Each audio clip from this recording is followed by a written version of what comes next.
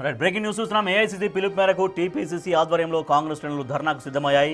National Herald case విషయంలో రాజకీయ కక్షతో బీజేపీ సోనియా గాంధీ, రాహుల్ గాంధీలపై ఈడీ కేసులు పెట్టి వేధించిందని కాంగ్రెస్ ఆరోపిస్తోంది. డీసీసీల ఆధ్వర్యంలో హైదరాబాద్ సహా అన్ని జిల్లాల్లో బీజేపీ కార్యాలయాల ముందు నిరసన కార్యక్రమాలు నిర్వహించబోతోంది. హైదరాబాద్లో జరిగే నిరసన కార్యక్రమంలో టీపీసీసీ అధ్యక్షులు మహేష్ కుమార్ గౌడ్, కాంగ్రెస్ సీనియర్ నాయకులు పాల్గొంటారు. జిల్లాల్లో డీసీసీ అధ్యక్షులు, కాంగ్రెస్ నేతలు పాల్గొంటారు. కాంగ్రెస్ శ్రేణుల ధర్నా పిలుపుతో పోలీసులు అప్రమత్తమయ్యారు. బీజేపీ ఆఫీసుల దగ్గర బందోబస్తు పెట్టారు.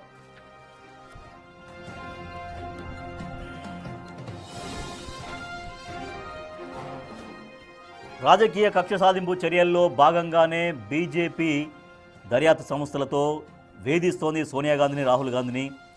నేషనల్ హెరాల్డ్ కేసులు పెట్టి మరీ వేధిస్తోంది అంటూ కాంగ్రెస్ పార్టీ ఆందోళనకు దిగింది. ఈ నేపథ్యంలో ఇవాళ ఇక్కడ హైదరాబాద్లో గాంధీ భవన్ దగ్గర నుంచి బీజేపీ కార్యాలయం దగ్గరికి వెళ్తున్నారు కాంగ్రెస్ పార్టీ నాయకులందరూ. జిల్లాల్లో బీజేపీ కార్యాలయాలు ఎక్కడ ఉంటే అక్కడ నిరసనలు చేయాలి అంటూ కాంగ్రెస్ పార్టీ పిలుపునిచ్చింది. మేరకు కాంగ్రెస్ పార్టీ శ్రేణులు, కార్యకర్తలు బీజేపీ ఆఫీసుల దగ్గరికి అక్కడికి వెళ్ళి నిరసన వ్యక్తం చేయడం కోసం వెళ్తున్నారు. ఇక్కడ పోలీసులు ఇక్కడ కాంగ్రెస్ పార్టీ నిరసనలకు పిలుపునిచ్చిన నేపథ్యంలో పోలీసులు అప్రమత్తమయ్యారు. అన్ని చోట్ల బీజేపీ ఆఫీసుల దగ్గర పోలీసు బందోబస్తు, గట్టి భద్రత ఏర్పాటు చేశారు.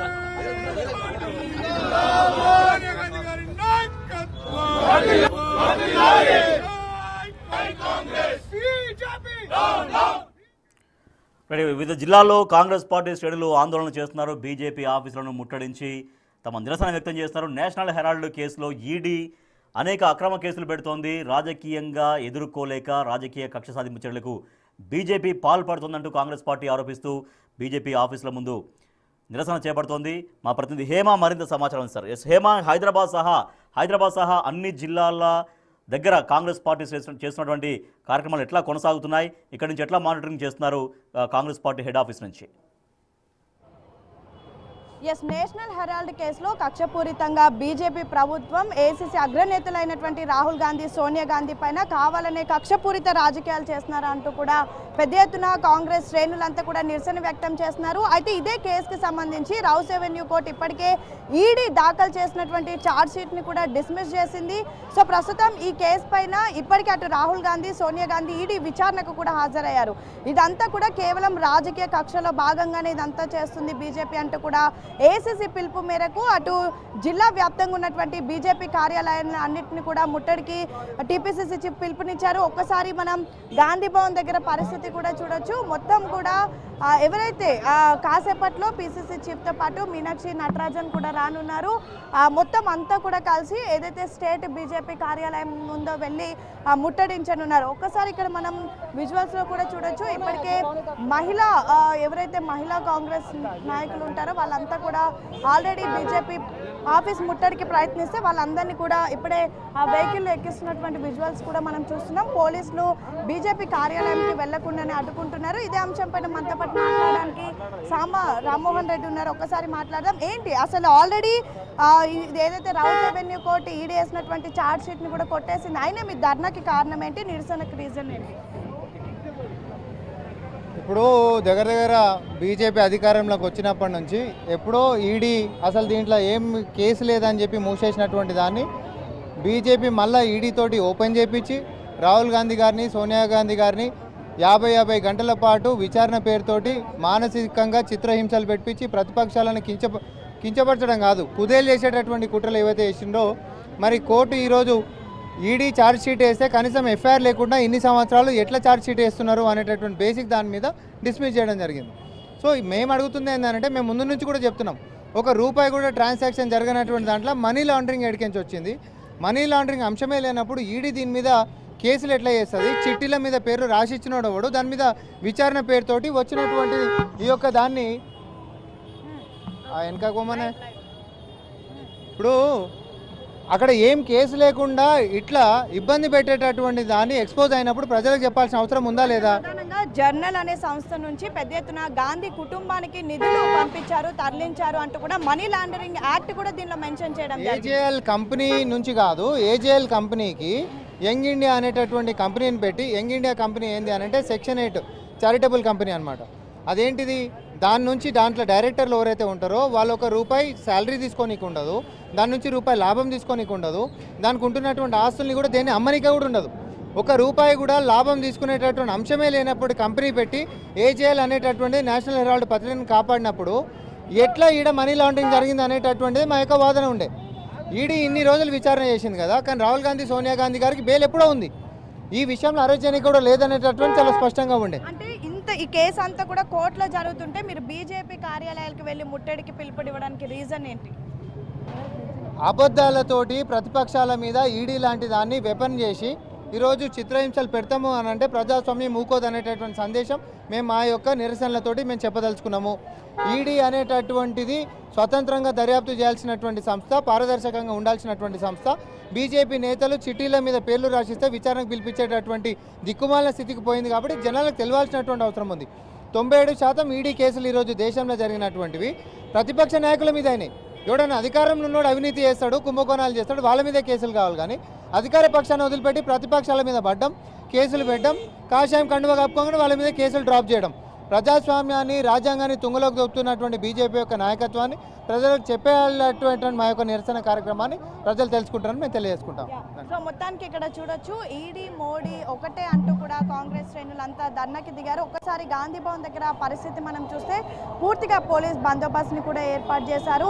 గాంధీ భవన్ కార్యాలయం అంటే కాంగ్రెస్ కార్యాలయం నుంచి బీజేపీ కార్యాలయం వెళ్ళడానికి జస్ట్ ఒక వాకబుల్ డిస్టెన్స్ 100 feet దూరంలో ఉంటుంది. కానీ ఎవరిని కూడా అనుమతించాము బీజేపీ కార్యాలయంకి అంటూ కూడా చెప్తున్నారు. ఇక గాంధీ భవన్ మొత్తం కూడా ఒకవైపు డీసీసీలు, కొత్తగా నియమితులైనటువంటి డీసీసీలు, కాంగ్రెస్ శ్రేణులు, కార్యకర్తలు మొత్తం కూడా ఎవరైతే జిల్లా స్థాయి నుంచి వచ్చినటువంటి నాయకులందరితో కూడా నిండిపోయింది. ప్రతి ఒక్కరు కూడా ఈరోజు ధర్నాకి పిలుపునివ్వడంతో పెద్ద ఎత్తున పీసీసీ కాల్ఫర్ చేయడంతో పెద్ద ఎత్తున వచ్చారు. మరి కాసేపట్లో నేరుగా PCC chief Mahesh Kumar Goud and Meenakshi Natarajan వచ్చిన తర్వాత ధర్నా కార్యక్రమం కూడా ప్రారంభమవుతుంది. ప్రధానంగా ఏదైతే నేషనల్ హెరాల్డ్ కేసు ఉందో ఆ కేసులో పూర్తిగా కక్షపూరితమైనటువంటి రాజకీయం చేస్తున్నారు బీజేపీ. ఇదంతా కూడా కావాలనే చేస్తుంది అంటూ కూడా చెప్తున్నటువంటి పరిస్థితి. ఒక్కసారి మాట్లాడదాం. మనతో పాటు కాంగ్రెస్ సీనియర్ నాయకులు ఫిరోజ్ ఖాన్ ఉన్నారు. ప్రధానంగా ఏదైతే ఈ నేషనల్ హెరాల్డ్ కేసు ఉందో ఆల్రెడీ ఇది కోర్టులో జరుగుతుంది. ఇలాంటి సమయంలో మీరు బీజేపీ ఆఫీస్ను ముట్టడించడానికి రీజన్ ఏంటి? రీజన్ ఏమంటే అమ్మా, ఫస్ట్ డే నుంచి మేము చెప్తున్నాం క్లియర్ కట్, ఈ నేషనల్ హెరాల్డ్ కేసులో ఒకవేళ కేసు అయితే సొసైటీ కేసు, అది మీరు ఈడీకి ఎంటర్ చేపించినారు, మనీ లాండరింగ్ అని చెప్తున్నారు.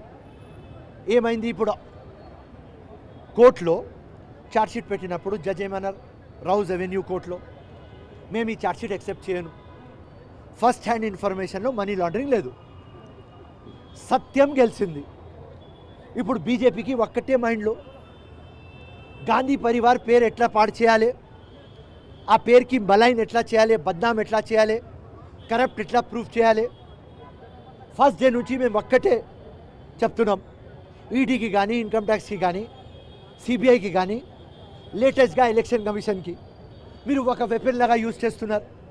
మీ మైండ్లో ఒకటే ఉన్నది, గాంధీ పరివార్కి ఎట్లా బద్నాం చేయాలి. రౌజ్ అవెన్యూ కోర్టు కొట్టేసింది కూడా ఈడీ వేసిన ఛార్జ్ షీట్, కానీ కేసుని ఇంకా కొట్టేయలేదు కదా అని బీజేపీ వాళ్ళు ప్రశ్నిస్తున్నారు. ఇది బిగినింగ్, ఫ్యూచర్లో ఏమవుతుంది? అక్విట్ అవుతుంది కేసు. ఇంత పెద్ద అలిగేషన్ మా మీద పెట్టినారు అనవసరంగా, ఆ దొంగలంగా అలిగేషన్, అది తప్పు అలిగేషన్. సో ఆ జడ్జ్ గారు చెప్పేస్తారు. సో ఇక్కడ మారలీ 80% మా విక్టరీ అయిపోయింది. సింపుల్, టైం వచ్చినప్పుడు మేము అక్విట్ అవుతాం. ఇప్పుడు మన్రేగా ఉన్నది. మన్రేగా మీరు పేరు చేంజ్ చేస్తారు. మీరు వికసిత్ భారత్ జీ రామ్జీ అని పెట్టినారు. రామ్జీ అంటే దేవుడు, మేము పూజిస్తాం, ఆదరిస్తాం. మహాత్మా గాంధీ పేరు ఎందుకు చేంజ్ చేస్తారు మీరు? మీకు ప్రాబ్లం గాంధీతో. అంటే ప్రధానంగా మీరు ఏ గాంధీ గురించి చెప్తున్నారో ఇదే గాంధీ కుటుంబానికి ఏజేఎల్ నుంచి యంగ్ ఇండియా నుంచి పెద్ద ఎత్తున నిధులు తరలించారు, పెద్ద ఎత్తున మనీ లాండరింగ్కి పాల్పడ్డారు అంటూ కూడా కేసు నమోదైంది కదా. ఏకంగా ఎంపీఏ కేసు నమోదు చేశారు కదా.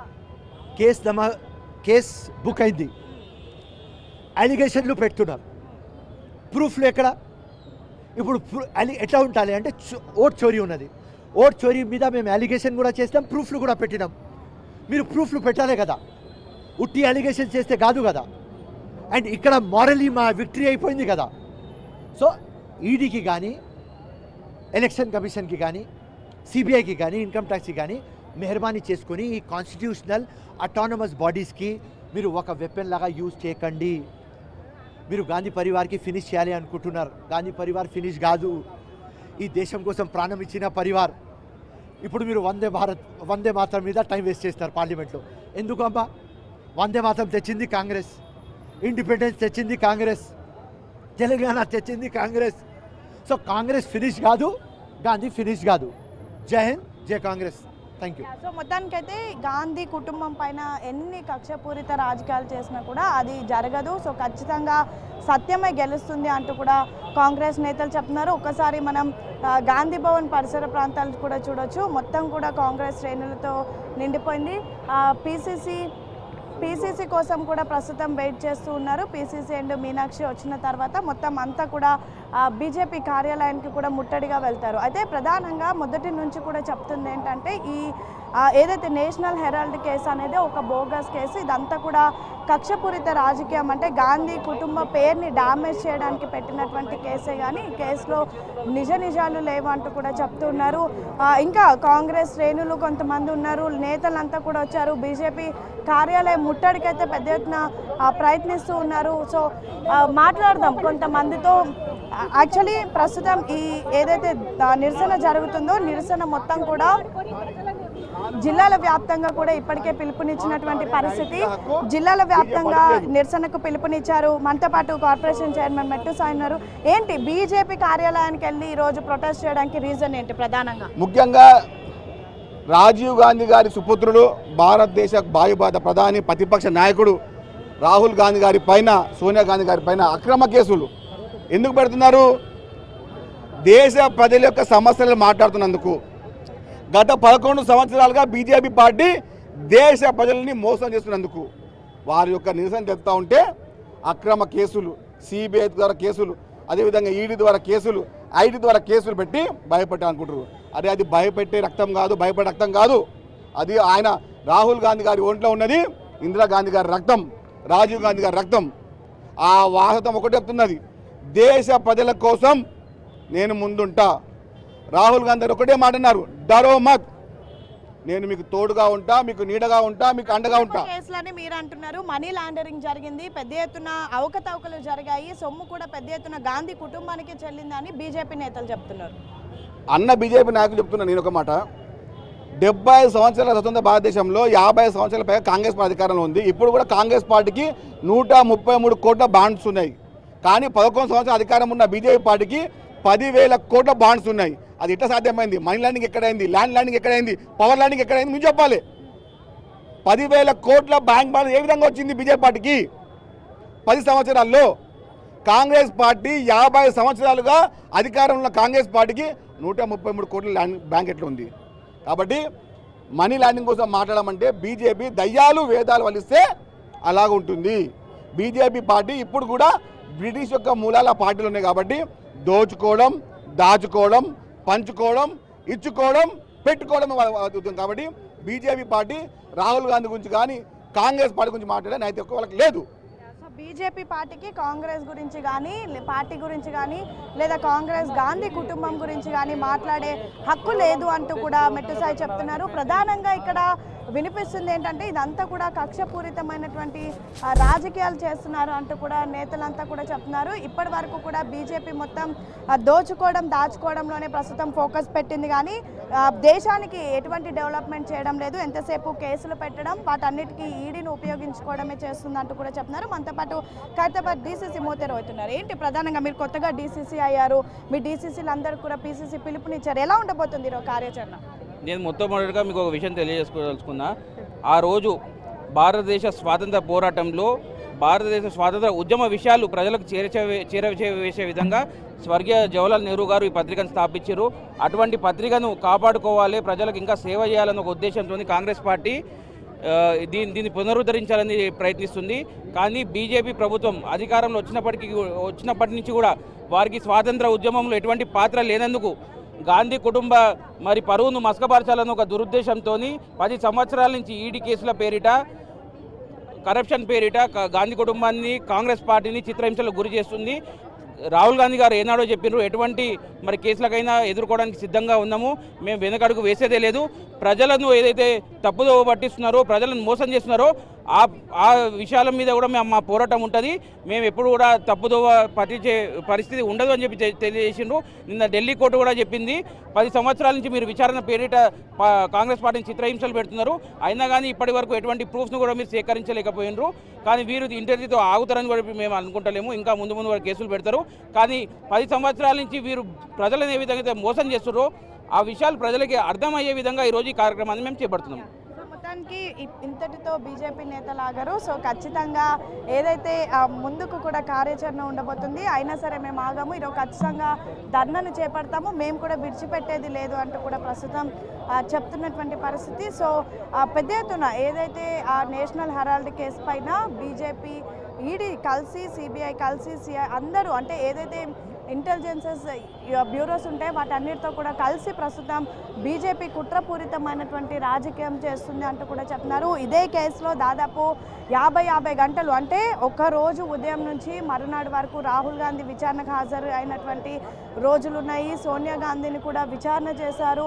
ఒక మహిళ అని కూడా చూడకుండా రాత్రి 6 గంటలు దాటిన తర్వాత కూడా విచారణ జరిపినటువంటి పరిస్థితులు ఉన్నాయి. అప్పటి నుంచి కూడా కాంగ్రెస్ శ్రేణులు ఇది గాంధీ కుటుంబానికి, దేశానికి అంటే ఎన్నో ఏళ్ల నుంచి రాజకీయ పరంగా సేవ చేస్తున్నటువంటి గాంధీ కుటుంబానికి ఇది ఏదైతే బీజేపీ కూడా ఇదంతా చేసింది.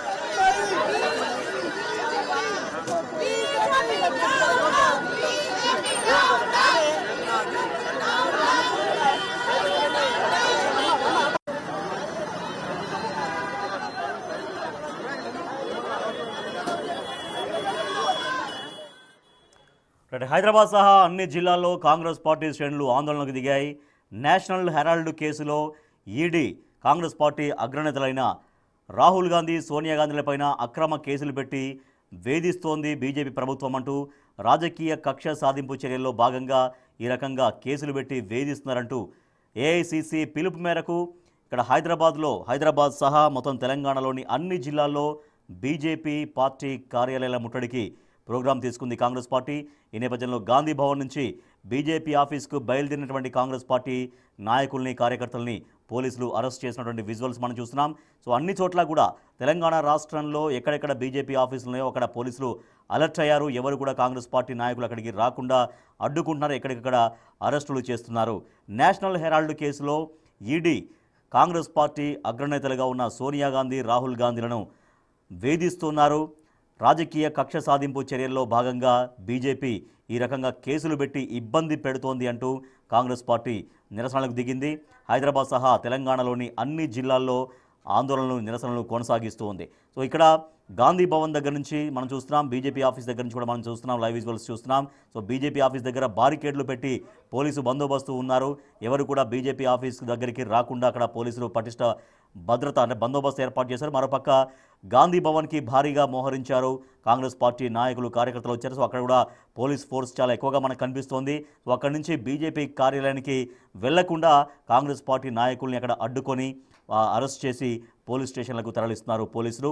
అన్ని చోట్ల కూడా కాంగ్రెస్ పార్టీ శ్రేణులు తమ ఆందోళన కొనసాగిస్తున్నాయి. బీజేపీ కార్యాలయాల వైపు వెళ్లేందుకు, అక్కడ నిరసన వ్యక్తం చేసేందుకు వెళ్తుంటే పోలీసులు ఎక్కడికక్కడ అన్ని జిల్లాల్లో కాంగ్రెస్ పార్టీ నాయకుల్ని, కార్యకర్తల్ని అరెస్ట్ చేసి పోలీస్ స్టేషన్లకు తరలిస్తూ ఉన్నారు.